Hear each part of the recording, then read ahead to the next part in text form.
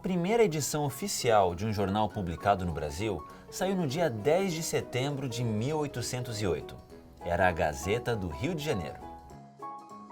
Foi publicada pela corte portuguesa, que tinha se mudado para cá naquele mesmo ano. Alguns meses antes da publicação da Gazeta do Rio de Janeiro, já circulava no Brasil um outro jornal, o Correio Brasiliense. Ele era editado por Hipólito da Costa e impresso em Londres. De lá, viajava de navio para chegar até os leitores brasileiros. E que tal olhar os jornais mais de perto?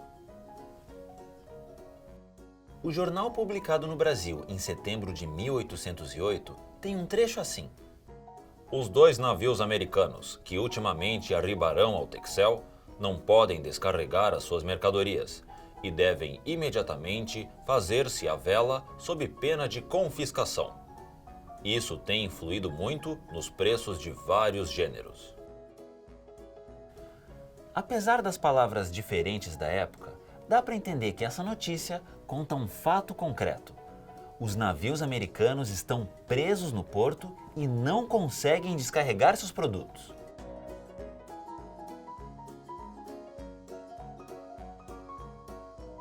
O jornal de Hipólito, impresso em Londres, de junho do mesmo ano, diz o seguinte: o primeiro dever do homem em sociedade é ser útil aos membros dela, e cada um deve, segundo suas forças físicas ou morais, administrar em benefício da mesma os conhecimentos e talentos.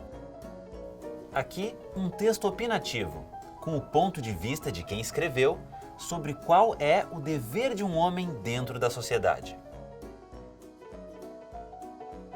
Mais de 200 anos se passaram desde que esses 2 jornais circularam no Brasil. No entanto, 2 coisas se mantêm nos textos da imprensa até hoje: os fatos e as opiniões.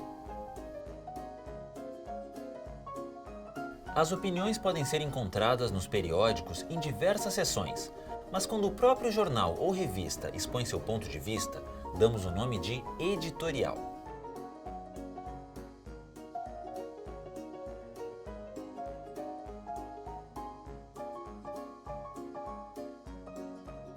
Uma notícia ou reportagem geralmente fala sobre algo que está acontecendo ou aconteceu. O jornalista busca informações sobre os fatos e, para obter informações, precisa de fontes diferentes.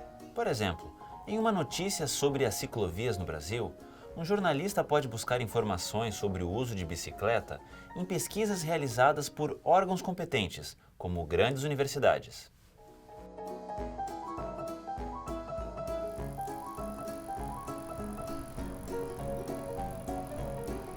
Pode também ir a uma rua com ciclovia e ouvir a opinião das pessoas. A partir das informações coletadas, o repórter faz uma compilação e escreve um texto que pode ser publicado em uma mídia impressa ou ser noticiado em um telejornal. E toda essa informação chega ao leitor ou espectador.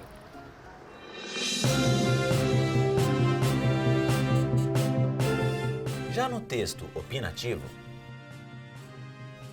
o brasileiro precisa entender que o aumento do trânsito, da poluição, dos acidentes e também do barulho nas grandes cidades deve impulsionar a busca de novas formas de deslocamento.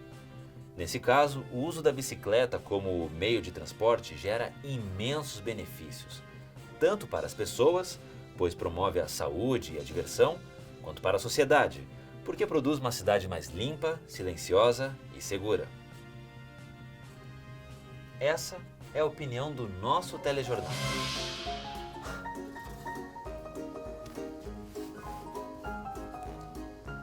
Aqui, o jornalista deixa claro que a opinião exposta é a do veículo.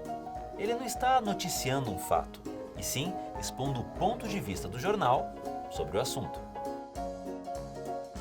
Em revistas e jornais, encontramos textos de opinião em diversas seções. As mais comuns são a coluna, em que os textos são escritos e assinados por uma pessoa conhecida e normalmente tem intervalos regulares, e o editorial, em que os textos representam a opinião do veículo de comunicação.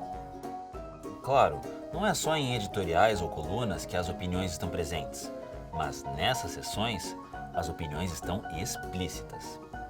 Dessa forma, os leitores ou espectadores podem conhecer as ideias e os posicionamentos dos meios de comunicação que acompanham.